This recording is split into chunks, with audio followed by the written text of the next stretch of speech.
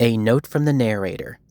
This is a fan recording, not an official recording. And I will only record the first 7 chapters of this novel, which is chapters 1 through 7, or essentially part 1. Now, with that said, please enjoy. Disney, Twisted Wonderland, Rose Red Tyrant, the novel. Written by Jun Hioki. Original concept, cover art, and illustrations by Yana Tobolso. Translation and adaptation by Jocelyn Allen. Narrated by Kit Robbins. Ah, my dear esteemed benefactor, my proud, beautiful flower of evil, you are truly the fairest one of all. O magic mirror, thy wisdom I entreat. Reveal unto me the visage that I seek. Smoke snaked from the mountain of debris. Thick like rain clouds, it puffed upward to blanket the sky. Fire had razed everything in the area, and anything that escaped the flames had been torn down by windstorms. Amid the wreckage, an iron window frame drooped reminiscent of a withered plant stalk. Fissures cracked open the ground, and treetops still stretched outward. All traces of the building's former majesty were gone. The sight was so dreadful that it would have been easier to accept the idea that this had always been a wasteland, and the time we had spent there had been an illusion. Ashes blew through the air. The wind swept up fragments of glass and pebbles that dug into my skin, prickling, stinging. I somehow managed to wrench my eyelids open, though they tried to stay shut to protect my eyes. The first thing I saw was the blue flame, burning up the dust and sending sparks scattering. The fire shimmered and licked the sky. When I looked closely into the flames, I could see eyes blazingly bright, protruding nostrils panting raggedly, fangs as large as my face. Before my eyes was a beast so large I could tilt my head back until it ripped clean off and still not see the end of it. The beast's hideous face twisted into a fearsome snarl as it howled. Something moved in the corner of my eye. A person, and not just one. People in black robes dotted the scorched earth. Cowled hoods hid their eyes, and they shouted desperately. But I couldn't catch a word of it. The beast's jaw dropped, and its legs shook, unsteady once more. Neither I could hear the howl so loud and intense it shook the very earth itself. More intense than any of that was the voice whispering intently in my mind. The time left to me, to them, to you is short. You must not let go of that hand. Part 1. Welcome to the Villain's World. Chapter 1. A hooded figure stretched a hand out toward him. He had to take it. He knew this instinctively, without any conscious thought. But for some reason, he couldn't move. The monster before him grinned. Meow! What was that sound? Yuya Kuroki suddenly felt like something was off. I better find that uniform before someone spots me. The voice sounded amused, and a little inane. Someone was laughing and humming to themselves. The happy-go-lucky feel of it was draining just to listen to, and there was a weariness enveloping his entire body, like a soak in a lukewarm bath. He wasn't the least bit on edge. I feel like the total opposite of how I did it a minute ago, he thought. I mean, that whole thing earlier was... Huh? Wait. What whole thing? He couldn't remember being frightened, sad, but he couldn't really remember why, or what had troubled him. Like a crumbling sandcastle, the more he tried to grab hold of the memory, the hazier the details became. In the time it took to blink, he had forgotten all about it. Well, that's how it is with dreams. Oh, huh. I guess this is a dream too. He heard the carefree voice again, much closer this time. Okay, this is the one. This guy right here. If this is a dream, then I really wish you'd keep your voice down. I'm still pretty sleepy, and this place is so soft, warm, and comfortable. It's like I'm inside a giant hug or something. Just having his eyes closed gave him the ultimate sense of security. He'd never dozed like this before, and was quite certain that he would have had the best dreams of his life if he could just fall asleep completely. As Yuya dozed and started to drift off, the world around him began to shake violently back and forth. What is that? He opened his eyes and was surprised again as he could see nothing. Only darkness. A darkness so complete that his eyes did not adjust to it even after a minute or two. He didn't even know whether he was standing or sitting or lying down. He tried to shift, but discovered that he couldn't move the way he wanted to. If he bent his legs the tiniest bit, his knees bumped up against something. It was the same with his arms and head. He was, apparently, locked up somewhere, and that somewhere was a very small space. The gentle embrace changed into a firm restraint. Fear rose up inside him, and his palms grew damp with sweat. He heard the voice again. This weighs a ton. Maybe I could smash it with something. Bang, bang. The shaking grew more violent, and his forehead slammed into something. Then the back of his head smashed into something too. Over and over. The repeated collisions were making him dizzy. What on earth was happening? No good, huh? Well, I ain't giving up so easy as that. Yuya held his breath. What terrible fate awaited him next? Try this one on for size. Yeah, ha! He thrusted his hands forward at the same time as the voice laughed. He had to get out of there right that second. Ow! He cried out when something hard whacked him. It was the ground. He felt queasy, like his brain was rolling around inside his skull. He pressed his hands to the cold stone beneath him and staggered to his feet. Where am I? He wondered, and his voice echoed oddly as he had apparently fallen into a large space. He confirmed that he could move his arms and legs again and felt a wave of relief wash over him. His surroundings were so dimly lit that his eyes adjusted easily to the gloom, even though he had just come from a pitch-black place. Maybe it was already nighttime. Yuya looked up and saw stars around him, just as he'd expected. But they were swinging wildly, strange somehow. When he looked harder, he realized that they were not stars and the moon, but rather components of a chandelier. Decorative drops shimmered like opals, illuminated by small candles. The light was rather subdued for how big the chandelier was. The candles looked like they would go out at the slightest breeze, and he felt anxious just looking at them. He used the light they shed to examine his surroundings. He was standing in what appeared to be a narrow hallway, and though the gloom meant that he couldn't tell what was ahead of him, there were black boxes on either side of him, hundreds of them. Are these coffins? He murmured. The boxes were hexagonal with long sides tugged out a bit. They looked exactly like coffins. Silver keyholes adorned the polished black lids. He could tell just by looking at them that the boxes were heavy, and they were just big enough for a single person to fit inside, in line with their supposed purpose. They were lined up in rows, crammed in on either sides of the hall. Is this a graveyard? But then Yuya frowned, perplexed. All the coffins were bobbing up and down as if they were having a truly great time. From a certain angle, it almost looked like they were dancing. He had no idea what the mechanism was, but if there was something inside of them, then the dancing was in pretty poor taste. While he eyed the bobbing coffins dubiously, he noticed that the one next to him was different from all the others. It had no lid, and it was empty inside. The black fabric lining looked soft and sleek, but he absolutely could not bring himself to touch it. As he looked around, he spotted the lid on the floor by his feet. He had maybe come out of that coffin? He couldn't be certain, but the coffin's padded interior had a human-shaped indentation in it, as if someone had recently stepped out of it from where he was standing, and the general situation, it seemed only natural to assume that someone was him. So why on earth had he been inside a coffin? He shuddered.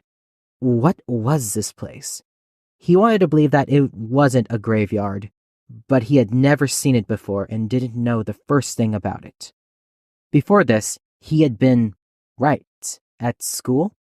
Yuya massaged his temples to ease the ache in his head and thawed back through his hazy memories.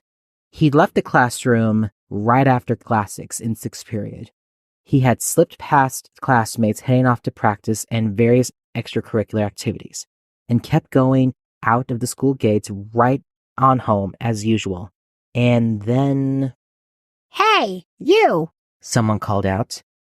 It was the same voice he had heard in the darkness. He hurriedly scanned the area, but there was no one around. Do your eyes not work or what? The voice snarled from below. I'm right here. Yuya lowered his gaze. A stuffed animal, he wondered. A plush toy was sitting before him. It was of a decent size, and if it were to stood up on its back legs, it might have reached up past his knees. The perfect size for a child to hug with their whole body. It had a striking striped ribbon tied around its neck. So maybe it did belong to someone? The insides of his ears and eyes were blue and seemed to shine with a hazy light, while the patch of snowy white fur on its chest was soft and fluffy. What kind of animal was it supposed to be? He had never seen a creature like this. Its face was too round to be a dog, and it was too short and stout to be a cat. Fumbling through the process of elimination, he figured out it was probably a weasel, he guessed. How dare you? The stuffed animal yelled as his eyes turned up at him. I am no weasel. I am Grim, sorcerer extraordinaire. It looked like it was going to fly at him at any second. Whoa, it talked? Yuya exclaimed as he jumped back. Maybe it's battery-powered. If it were a mechanical toy, there would be a compartment somewhere on its backside. So Yuya reached out to pick up the stuffed animal to investigate, but it nimbly dodged him as its forked tip of its tail beat at the back of his hand. It was clearly moving with a will of its own. So it's not a stuffed animal, Yuya asked. He frowned, perplexed. It's alive? But how can a weasel be talking? Listen, you. I am not a weasel. I am the mighty Grim. The stuffed creature snapped and then clicked its tongue. And here I was going to peel that thing right off of you while you were sleeping. Way to ruin my plan, human. He held out his paw like a person, palm up, pink-toed beans wriggling back and forth. Well, whatever. Just give me your uniform and be quick about it. Uniform? Cocking his forehead curiously to the side. Yuya looked down at himself and cried out in surprise. What is this? The last he knew, he had been wearing his school uniform. White shirt to school crest, embroidered on the chest pocket, black trousers, an extremely simple and utterly average school uniform. And yet, now he was wrapped in a black robe, even though he had absolutely no recollection of getting changed. The sleeves were embroidered with a complex pattern in gold thread, and silky fabric hung from his belt, completely covering him down to his knees. Reflexively, he lifted the hem and stared. The fabric was as soft as it looked. It practically melted in his hands. He had been so focused on figuring out where he was that he hadn't even noticed that the clothes he wore were not his own. Even his shoes were different. Why am I? He groaned. When? Come on. I don't have time for all this. Grim snarled. Hand it over already. Whoa! Yuya had just barely managed to dodge Grim as he lunged. Urgh. The stuffed animal picked himself off the ground. You're going to regret this. Monster! Yuya yelped, inching backward. Are you trying to bite me? He spotted a door by the stairs and bolted toward it. Chapter 2. A dark hallway. A long staircase. Unsettling green light. The paintings on the wall spoke to him. Go right if you want to get out of here. No. Go left. Where was he? Why were the paintings talking? Yuya was almost in tears as he stumbled through the unfamiliar building. But no matter how far he ran, or where he hid, Grim was able to sniff him out. There were any number of doors lining the corridor, and Yuya desperately yanked at each one of them, but not one would open for him. There appeared to be no one else in the entire building save for him and the creature Grim. The hallway steadily grew narrower and more complicated until, at last, he found himself trapped in a dead end. Through the dusty glass of a small window there, he could see the moon looming so large it seemed fake. but at least this appeared to be the actual sky and not another chandelier. When he looked down, he saw another moon shimmering there, and he realized that it was a reflection of the moon off water, which meant that there was a river or ocean or something below him. But it was unclear how deep or how far it was, and Yuya did not have the courage to break the window and jump onto it. Grim laughed maliciously. That's it. Nice and quiet now. Stay away from me, Yuya yelled, shuddering in fear. The neat row of teeth in Grim's open mouth looked razor sharp, like they could easily take a chunk out of him. Grim inched closer. His tail flicked back and forth. Now, unless you want to get burnt to a crisp, take off that. Ah, I have found you at last, a voice from behind Grim interrupted. Splendid, but really, you mustn't go wandering off on your own like that. Grim rolled around, and Yuya looked up with a startled gasp. Huh? A man with a curious outfit stood before him in the hallway. The top hat perched on his head and a long coat that hung from his shoulders exaggerated his height and drew the eye. He carried an imposing cane shaped like a key. More conspicuous, however, was the black mask he wore over his pale face, covering his forehead and reaching down below his glittering gold eyes. The mask's nose was sharply pointed, like a bird's beak. Imagine my surprise when I entered the mirror chamber and discovered one of the gates was open, the man mused languidly. I looked inside and found nothing but an empty shell. To think that you would open your own gate and step out before I could unlock it. Truly unprecedented. However did you manage it? Please help me, Yuya cried in response. I'm being attacked by a monster. You think you can stop me or something? Grim growled as he turned toward the man. You've got some nerve. I could take both of you east. Snap. An inky shadow shot through the air. Wah! Grim yelped as a length of black fabric twisted itself around him and bound his arms to his side in a blink of an eye. The fabric stretched and shrank eerily, as if it were alive. Meow! What's with the sash? It's not a sash. Consider it tough love. The masked man turned the tip of his cane in his hand toward the stuffed animal monster. You were about to use magic there, weren't you? Well, I simply cannot have you running around willy-nilly in this confined space. Well, okay, you asked for it. And there you go, trying to cast magic again, the man said coolly, as Grim flopped around like a fish out of water at his feet. Black fabric covering his mouth now, too. I really must insist you do not. Each time the man waved his key-shaped cane, his tough love sash tightened around Grim. The weasel wizard looked like a frog being eaten by a large snake. As Yuya stared in a daze, the man turned to him. Dear me, yours is quite the poorly trained familiar. School rules do not permit untamed monster companions. Familiar? Yuya parroted. The man shook his head, exasperated. Not only do you go and open your gate, but you also leave the mirror chamber, immediately summon a familiar, and go exploring the school. Honestly, you are much more daring than your appearance would suggest. I don't understand, Yuya stammered. Where am I? The top floor of the eastern wing, the man replied immediately. The farthest out from the school and currently used for storage. Yuya couldn't get a handle of any of this. School? The man nodded as if it were natural and obvious and tucked Grim under his arm. He seemed entirely unbothered by Grim's desperate struggle. Your orientation has already begun. Come now. Let's hurry back to the mirror chamber. My orientation? Yuya stared at him blankly. Yes, the man nodded again. The Academy's traditional orientation. I'm certain you've been looking forward to it. When Yuya said nothing, the man frowned and gave him a curious look.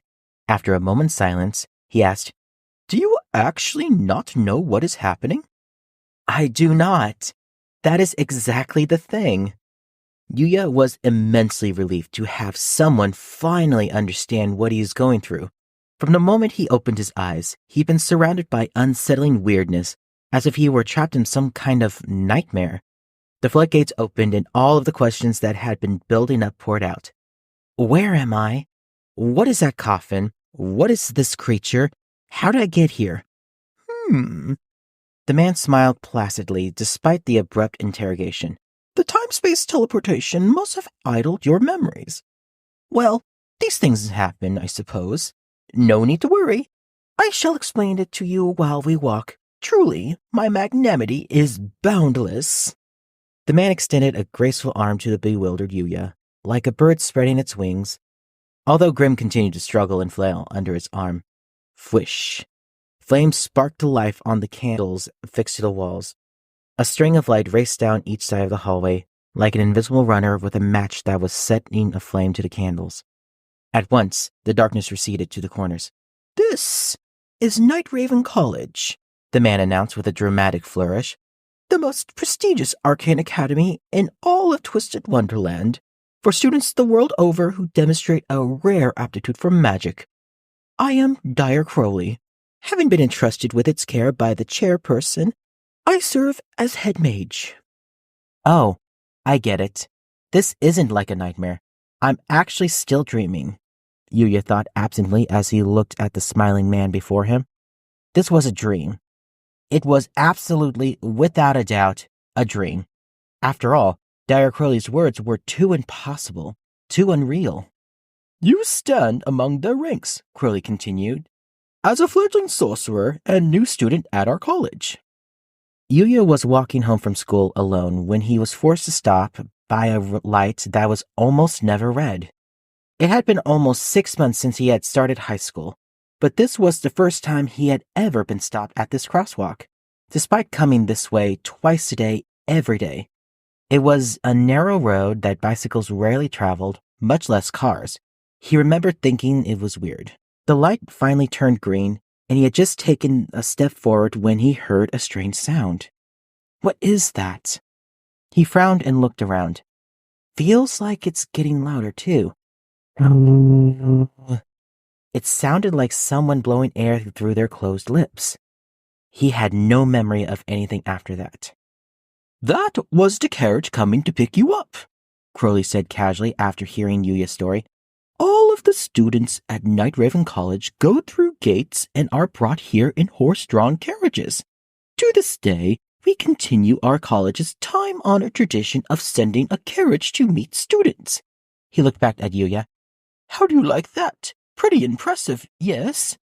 You'd expect nothing less from a prestigious school, Yuya had a million questions, but given that this was a dream, there was no point in getting too worked up about the details. So he merely asked, What's a gate? The gate you came out of, was the answer he got. That coffin was a gate? He cried. Yes. Crowley nodded firmly. You come to the school and are reborn a magnificent mage. Quite the fitting concept for youths brimming with such hope, yes? Grim glared at Yuya with resentful eyes from where he was pinned beneath Crowley's arm. Yuya pretended not to notice this as he trailed after Crowley, choosing to go with the flow. He'd apparently come quite a ways in attempt at escape. They went down a number of staircases before finally arriving at a door he recognized. Now then, Crowley turned to look at him. We have returned to the mirror chamber. Finding you was quite the trial indeed. So, I imagine the orientations already reached dorm assignments right about now. He broke off abruptly. Yuya looked up to see Crowley's pale lips were pulled into a grin. Ah, this should be fun, he cried. Sorry? Yuya stared at him, brow furrowed. I'm simply dying to know which dorm will be chosen for you. The man in the mask clapped his hands together with glee. You are truly a breath of fresh air, opening your gate all by yourself and breaking the student mold. One does naturally harbor certain expectations. Expectations? Yuya gaped. Hang on, just a second, Students, Crowley said, voice projecting outward as the door swung open forcefully, even though he had not so much as laid a finger on it. I've brought you your new star, the talk of our little town. Our freshest cohort is together at last. People. So many people. They were back in the room where Yuya had first woken up, but instead of rows of coffins, there were now rows of individuals, hundreds of them. All of their eyes turned towards Yuya as he stepped into the room. A heartbeat before he could turn and run. The door closed with a clink. Yuya gasped. The pillars shone with warm light, making the room much brighter than it had been when he first seen it. Everyone gathered within it was wearing the same shadowy black robe as Yuya, wrapped in the same inky black from the tops of their heads to the tips of their toes. But despite being dressed uniformly, one group in particular drew his eye. They were sitting in an open area towards the back of the corridor, facing the countless others. "Oh, head mage, you're finally here," called a boy with white hair adorned with a decorative headband. "We're done with dome assignments and we were just talking about what we should do now. You were so late I thought that maybe you had a tummy ache." He laughed cheerily. Yuya felt a flicker of relief at the boy's bright demeanor. "This the new kid who opened the gate all by himself? Huh." A tall, muscular boy snorted. "I mean, I have my doubts." Ears poking out from long, shiny, dark hair twitched. They were animal ears. Unconsciously, Yuya stared and received a glare in return that turned his blood to ice, so he quickly looked away. The sharp light in the other boy's eyes was reminiscent of a large carnivore. "I have never heard of such a thing. How'd you do it? Brute force? Or maybe magic?" asked a boy with golden hair that was pulled back as he turned challenging eyes on Yuya. This individual was captivating and gorgeous, and Yuya wouldn't have been surprised at any gender that it turned out to be. Their beauty was so astonishing that Yuya would have accepted without question that they were not even human, but rather a magical creature. "It was magic. Then you've got quite the power. We'd love to have you in our dorm," a boy with silver hair said to Yuya with a gentle smile crossing his lips. The smile itself was kind, but the narrow eyes behind his glasses shone with a cool intellect. Every move he made was economical, as if he'd calculated the trajectory of his motions down to the last finger twitch. "Right from orientation, all eyes in school are on you. Maybe you've been reading too much Cautious Hero or some other light novel." A tablet floating amid the hooded students flashed. Apparently, this was the source of the voice, which spoke with a rubbly pitch that felt like crawling through the depths of the earth. The words came too quickly for Yuya to catch them all, but the tone gave him quite the impression that the tablet was not particularly interested in speaking with anyone anyway. "It's already half an hour past the scheduled end of the orientation," a boy with red hair announced flatly. "We should assign him a dorm immediately, in line with regulations." His voice was unshakably firm. He clearly was not about to allow any further waste of time. The students whispering about Yuya instantly fell silent, but their words lingered in his ears, whether he liked it or not. "Coming in late with the head mage? Is he seriously that great a mage? Huh? This guy's really going all in right from orientation. Pretty interesting. Some nerve for a mere human." Everyone there was keenly interested in Yuya in one way or another, and was clearly expecting great things from him.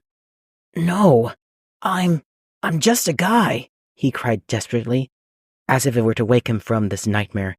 All his outbursts did was make people look at him again, and the pressure of those countless pairs of eyes was almost enough to crush him to dust. He tried to step away, to retreat, but Crowley gave him a hearty push. He looked over his shoulder and frantically shook his head, but Crowley forced his heavy feet forward, farther into the corridor. "Now then, everyone's waiting," he said briskly. "Step up to the dark mirror and be quick about it." "The dark mirror?"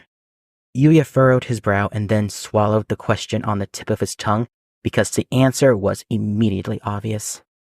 A large, round mirror was enshrined in the corridor ahead, looking magnificent with a gold frame. A crown sat on its peak, and below it, twisting snakes were carved into the frame, encircling the glass. Just like the first gate Yuya had seen, the mirror was hanging in the air, suspended by nothing. Urged on by Crowley, he peered into the glass, and a boy with short black hair appeared on its surface. Eyebrows, nose, mouth, ears, all were utterly average.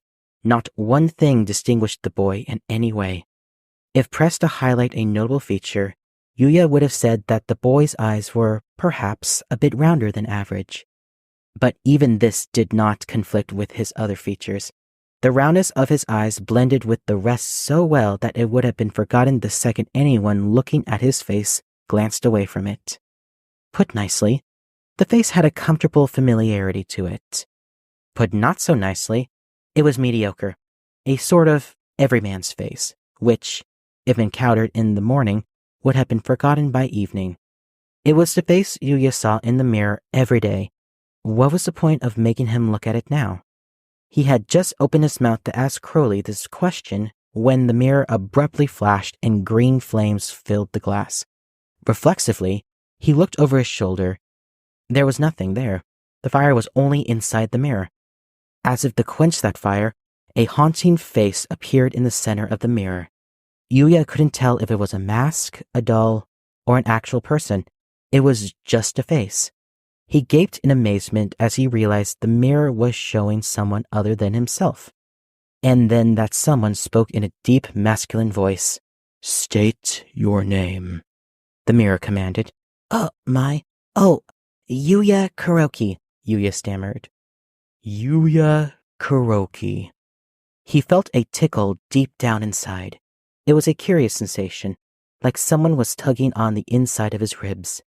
The man in the mirror had no eyeballs, only eye sockets gaping emptily.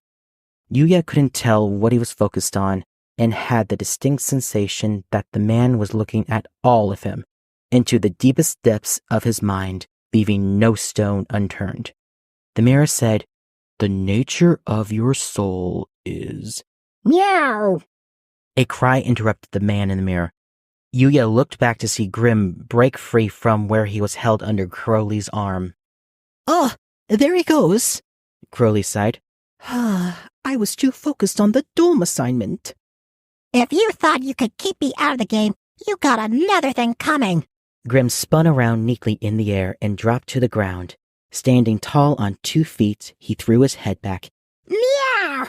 He cried, and a sea of flames spread out before him. Grim was shooting fire from his mouth. As he kept exhaling for a seemingly impossible length of time given the size of his body, the corridor instantly became a raging inferno. The flames the same pale color as Grim's eyes and exuding a dazzling heat. Yuya automatically covered his face with his arms. "It's so hot!" It was fire. Of course it would be hot to the touch. Of course it would burn. This sent a shock through Yuya. This isn't a dream, he realized abruptly. So you're trying to steal my thunder and get all the glory, huh? Well, you're way out of your league, buddy. Grim crowed. Before Yuya knew it, he was alone with Grim in the middle of a small circle of flames. You'll have to fight me for it. Fight? Yuya asked as he stared blankly at the animal. Me? Yep. Grim nodded firmly. My plan was to switch places with you while all them dodos were sleeping, and then you went and ran off on me. But if I take you down, they'll see that I'm the one with the real power, and there'll be an opening for a new student. His large mouth arched upward, his fangs glittering. That seat's as good as mine. I'm a genius. We don't have to fight for it, Yuya said, nearly in tears, holding out both hands, as if offering Grim a silver platter with his school enrollment on it. You can have my spot. I don't even know what's going on here. But Grim paid him absolutely no mind, and drew another deep breath, filling his stomach. Yuya turned and tried to run, only to feel the burst of heat scorching his back. If you won't play, Grim snapped, then I'll get this game started. Wait! Stop! Don't! I surrender! Here we go. Don't! Yuya squeezed his eyes shut. Snap. He heard the air crack around him, and then everything went quiet. Even the roar of the flames had faded to nothing. Ever so timidly, Yuya opened his eyes to find fire frozen around him, crystallized in his attempt to devour his surroundings, almost as if they had been forgotten by time. Tiny sparks became shards of ice and tumbled to the ground. Both of you, said the male voice. Crunch, crunch. He heard the sound of feet stepping on the ice, moving toward him. You seem to think you can do whatever you please here. The red-headed boy appeared in front of Yuya from between two chunks of ice. He was the only one who had been annoyed by their late entrance earlier. Yuya had thought that he was the taller one at first glance, but now his small physique dominated the entire room. His presence was threatening, the look on his face frightening in its anger. I will tolerate no more of this nonsense, the boy declared, his voice entirely devoid of emotion. Yuya cowered in abject fear, but Grim was either stupider or braver, and he had returned the boy's glare with utmost confidence. Grr. Grim growled. Another someone getting in my way. A large ice pillar stood where Grim had been only moments earlier. He raced up it leisurely on all four paws and laughed from high. Listen up. I'm gonna knock you all flying with my magic extraordinaire, he shouted. So you better... Are you ready for your sentence? The boy asked. Huh? Yuya frowned and looked at the boy. Something strange was happening. Grim also seemed to have guessed that something was off. Like Yuya, he stared at the boy with one hand in the air. Sentence first, verdict afterward. Incredible power. Yes, power. Not heat, cold, light, or wind. This was the only way Yuya could describe the overwhelming force that swirled like a vortex around the red-headed boy. Yuya simply stood there, rooted to the spot. He didn't try to run away, not because he thought it was any match for this force, but rather because he didn't know what else to do in the face of this enormous amount of energy. He felt like the nearly visible power might explode if he so much as moved a muscle. He was so frightened he could hardly stand it. The red-headed boy's arm dropped towards Grim. Off with your head, the boy shouted. An arrow of light shot out at Grim. There was a brief flash, and then the arrow transformed into a large red and black shackle. The second the open end touched Grim's neck, it snapped shut with a heavy clank. What in the... Grim shook his head, but the shackle held fast. You're supposed to be all the tough, but your magic's a flop. Don't even try and collar me. I'll burn it right off. Yuya managed to cover his face with his hands this time, but all he heard was a faint wheeze. Huh? Yuya wondered as he timidly opened his eyes and saw Grim blowing on his own hands, baffled. Yeah? What gives? Grim scowled. My fire ain't working. Ah, good show as always, Riddle, said the boy with glasses as he applauded from where he stood on the opposite side of the ice. The rest of the students were all looking at them too.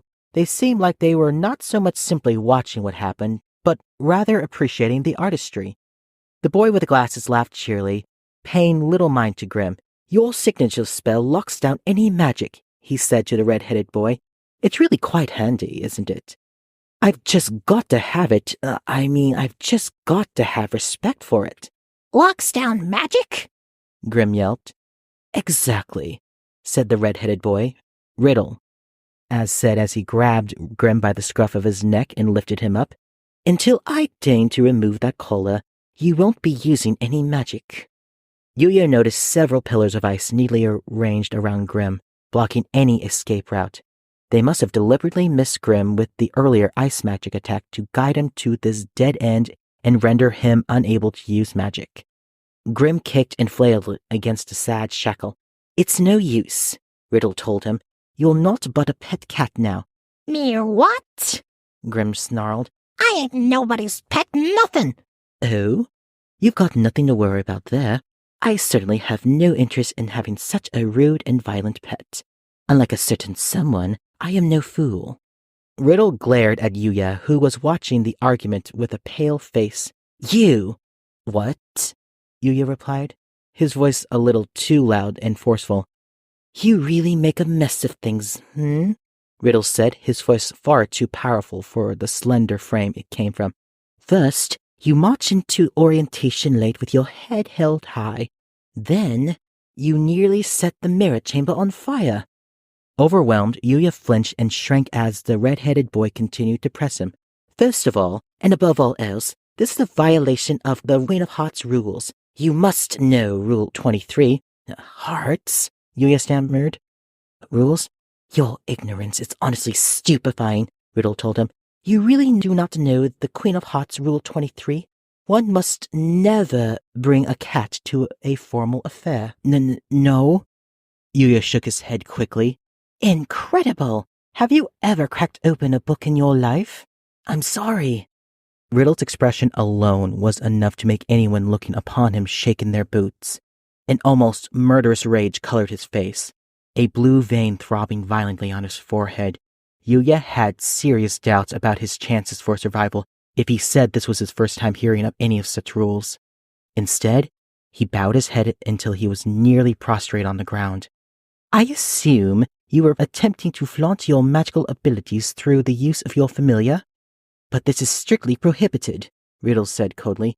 It seems as though I will have to personally make you aware of the rules of this academy if we ever manage to finish this orientation. He rolled around resolutely like a robot, his robes flapping behind him. I will tell you this. It matters not a whit to me which storm is selected for you. Given that you've broken the Queen of Hearts' rules, I must carry out my duty as the House Warden of Heartlabule. Riddle's footsteps echoed as he crossed the mirror chamber. As he approached the door, still holding Grim up, several other boys raced over toward him. Hey! Grim yelled. What are you gonna do to me? I'm not going to do anything to you, Riddle sniffed. I'm throwing you out. That collar will be removed after a period of time. If you can't behave yourself, then it's back to your nest with you. Riddle thrusted Grim out to the students gathered around him. They bent at the knee and accepted the squirming bundle of fur. All of their faces were marked with painted symbols, diamonds, clubs, spades, hearts. You lot, remember this insolent fellow from campus, Riddle demanded. Yes, House Warden, they chorused at once. Curses! Curse you! Don't think you've seen the last of me, Grim protested desperately. No magic coming from his mouth as he was yanked up by both of his arms. You fools better remember my name, 'cause I'm going to go down into the annals of magical history. Just you wait! The door closed, cutting his shout short. In the last moment, his eyes were full of regret. Watching from a safe distance, Yuya thought Grim looked like a captured weasel and felt a little sorry for him. But there was nothing he could do now. Not to mention that it seemed like Yuya would do better to concern himself with his own situation. Suddenly, something was pushed up against his chin, and he choked. There was a flash of red in the corner of his eye. The decision of which dorm you belong to will reveal to us your true nature. Now then, let's have you show us this great power of yours. Riddle smiled deliberately with his mouth alone, the smile not reaching his eyes, and Yuya understood that this was a challenge. Although Riddle moved with an adult calm, Yuya guessed that they were basically the same age. His still plump cheeks were flushed, and he exuded energy and confidence. His pride as a powerful fighter was written all over his body. He will not flinch in the face of any opponent, no matter how strong. Do it, Riddle snapped. Right, Yuya answered as he turned toward the dark mirror, and the man appeared once again. He acknowledged Yuya standing before him and spoke the same words he had before. Yuya Kuroki, the nature of your soul is gulp. He heard the sound of someone swallowing hard from nowhere in particular, and realized the sound hadn't come from just one person. Everyone assembled before the dark mirror had gasped, waiting with bated breath for the dark mirror to continue. Their interest, expectation, envy, all of it danced on Yuya's nerves and weighed him down. He clenched shaking hands into fists. He had only one wish. Please, please, nothing happened, please. He didn't know whether his prayer was heard. The dark mirror spoke again. Unclear to me. What? Asked Riddle as his eyes grew round in surprise. Next to him, Crowley was equally surprised. Dark mirror? What did you just say? He queried. I sense no magical power in this one. Soundless, colorless, shapeless, utterly vacant, the mirror continued. The chatter in the mirror chamber gradually grew louder. Therefore, no dorm would be appropriate. No dorm? Crowley cried. The students standing around looked at each other. Yuya could hear quiet laughter among murmuring voices. When he turned around, the group of boys who had spoken to Crowley when he and Yuya entered the mirror chamber were snickering at each other. Well, well. The boy with silver hair pushed up his glasses and said to the boy with the golden hair next to him, "This is quite the disappointment, So, who was it who first said we've got this amazingly powerful student this year?" the boy with the golden hair demanded. "The head mage," the silver-haired boy responded. "There's a recording of the whole thing in the log. Definitely him." The tablet flashed and video played showing Crowley declaring, "All of which to say, our very new student stepped out on his own. I shall now go and seek him out. This is very exciting, everyone." The screen showed Crowley exiting the mirror chamber. When all the students in the school glared at the head mage, he hurriedly waved his hands in defensive protest. "It's simply not possible for the black carriage to receive a human being who cannot do magic," he insisted.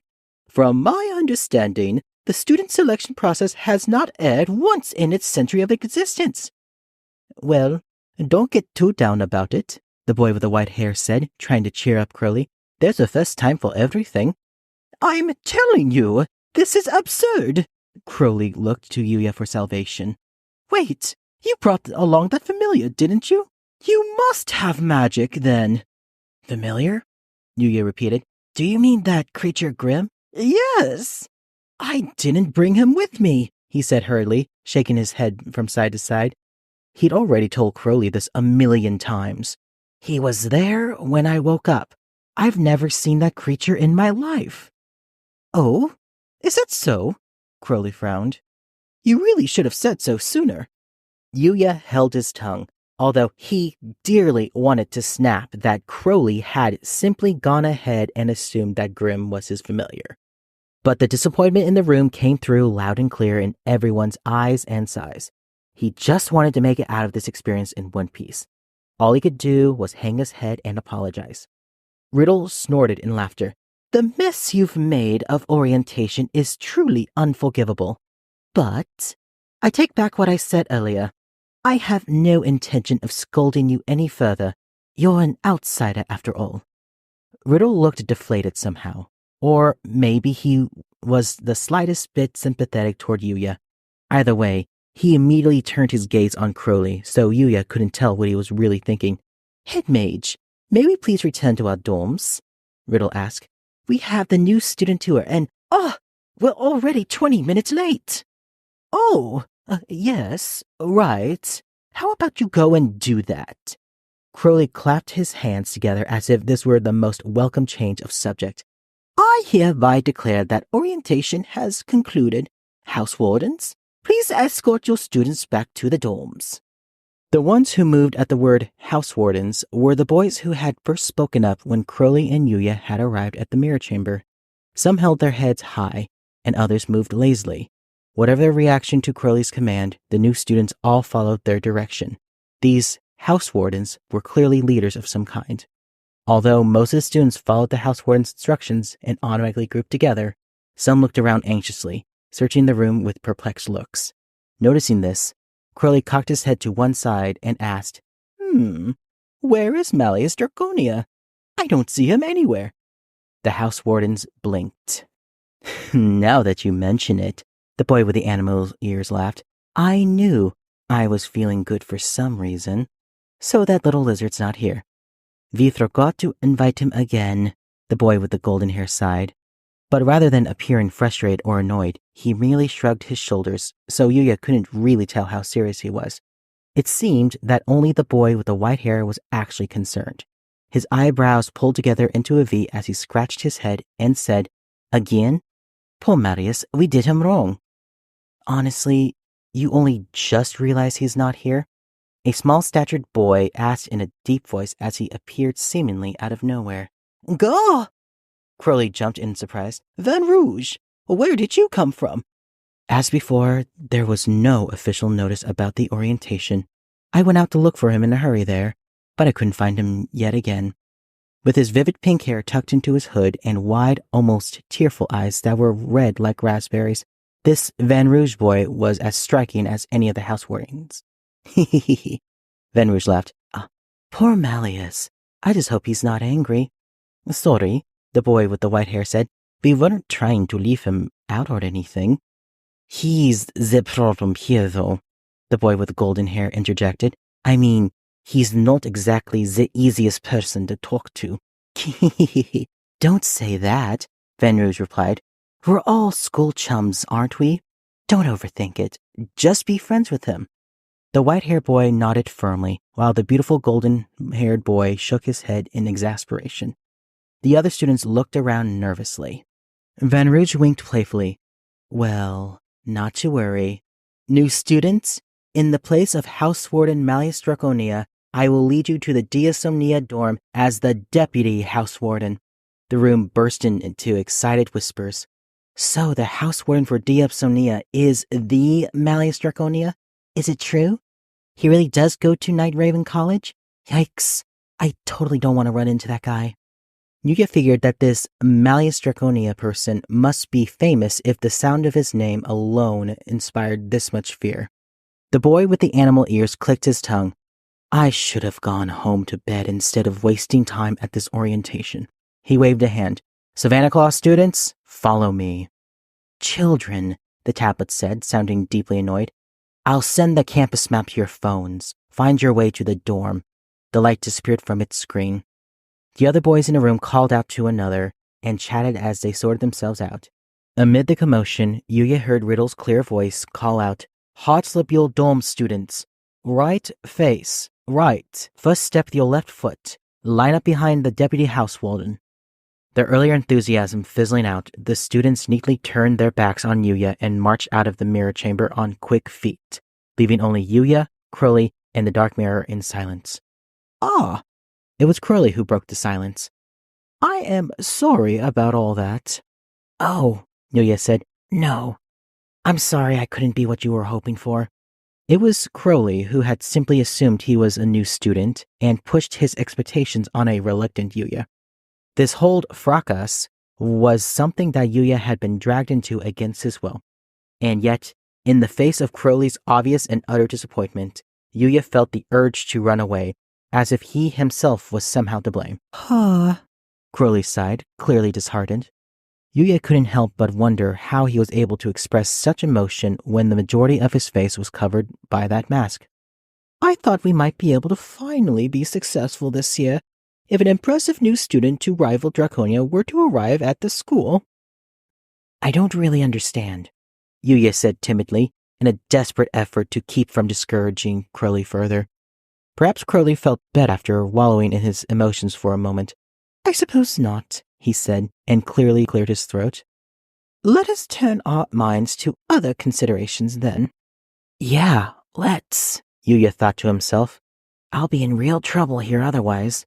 They were finally getting to what actually mattered to him. So then, he said, what should I do here? Crowley pressed a finger to his chin. This is a most unfortunate turn of events. You do understand that I cannot very well admit a student here with no magical ability to my academy, but worry not. It does seem that this was an error on our part, so we will use the power of the magic mirror to return you to your home immediately. This was quite the catastrophe, He turned toward the dark mirror and raised his arms. Lazy flames erupted from the mirror, and the man rose up in the center once more. Now then, O dark mirror, return this soul to where it belongs, Crowley commanded. At last, he would be able to go home, Yuya told himself with a sigh of relief. Then he heard the mirror's words echo in his mind. There is no such place. What? Yuya thought, startled. There is no place in the world where this soul belongs. What did you say? Crowley asked as Yuya stood speechless. That's not possible. Oh, wait. Didn't I say that earlier as well? My, but today is a veritable cavalcade of impossible phenomenon. Crowley repeated his command, but no matter how many times he demanded the mirror return Yuya to his home, the mirror's response was the same. Nowhere. There was no place for Yuya to go home to. That was the only thing the man in the mirror would say. It doesn't know where he belongs, so we can't send him there. Crowley sighed at the length that the clouds appeared on the mirror's glass. Oh, what was your name? Yuya Kuroki, Yuya replied promptly. Crowley frowned. Yuya said his name again, but apparently it was too difficult for Crowley to replicate. What an odd name, he said finally. It's a bit hard to pronounce. Do you mind if I call you Yu? Yuya nodded his agreement, and then the head mage grew thoughtful. Tell me, Yu, he said, from what land do you hail? I'm from Nihon, Yuya told him. Ni-kan? Japan? Yuya tried the English name of his country, but that apparently did not click for Crowley as well. Japan? The lines on Crowley's forehead grew even more pronounced.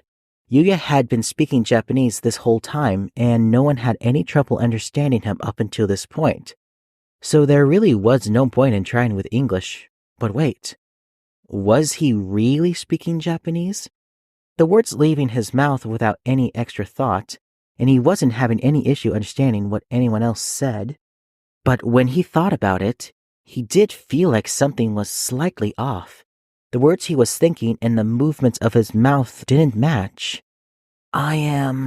His mouth was opening and closing more often than required to say those words, but the words still sounded the way they always did when they reached his ears. He thought he was speaking the language he knew, and somehow his ears and mouth were naturally translating into a language he didn't know.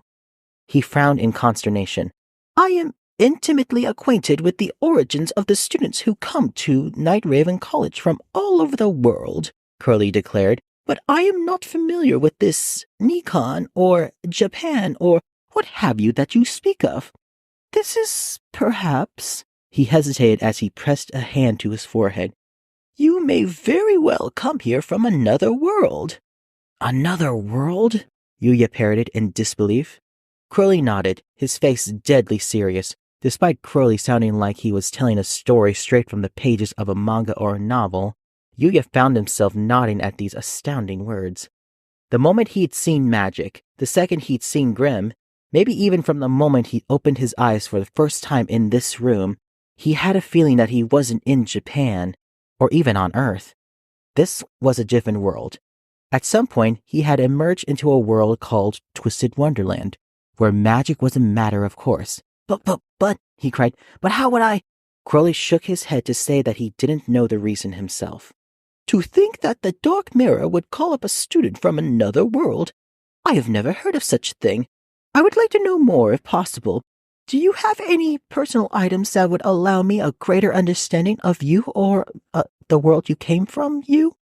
A greater understanding? Yuya asked. Yes, Crowley nodded. A driver's license, for instance? When I woke up, I was already at the gate. I was carrying a bag, but it disappeared with my clothes. I had my student ID in my wallet, but... Yuya patted himself down frantically. My phone! I had my smartphone in my pocket, but it's gone now, too. Incredible! Crowley cried, eyes widening. So you have smartphones in your parallel world as well? I am also surprised by this, Yuya said cautiously. The first thing you ask about is a driver's license? He had assumed they'd had more fantastical things in this world, given the magic it contained. Crowley looked off into the distance thoughtfully. All of which to say you have no personal effects on you. This is a predicament. Yuya really did have nothing, but when Crowley pointed it out, he felt cut adrift all over again. How was he supposed to live in a world where he didn't even have a shoe to his name? It seemed that Crowley was also at a loss. It doesn't appear that we will come up with a solution to your situation any time soon, no matter how we might rack our brains. At any rate, you can stay the night at Night Raven College. You'll let me stay the night? Yuya cried, a surge of relief washing over him. Yes, Crowley nodded. I am loath indeed to expel you in this situation. There is a vacant building on campus not currently in use. You may stay there. Ah, that's great. You may call me Head Mage, you. Head Mage, Yuya repeated. Thank you so much. Before he knew it, he had taken both of Crowley's gloved hands in his own, overwhelmed with gratitude. There's a good boy. Wonderful. My kindness truly knows no bounds. Crowley smiled playfully. Now then, strike while the iron is hot, as they say. I shall take you to the dorms straight away. Please, do follow me. Free audio post-production by alphonic.com.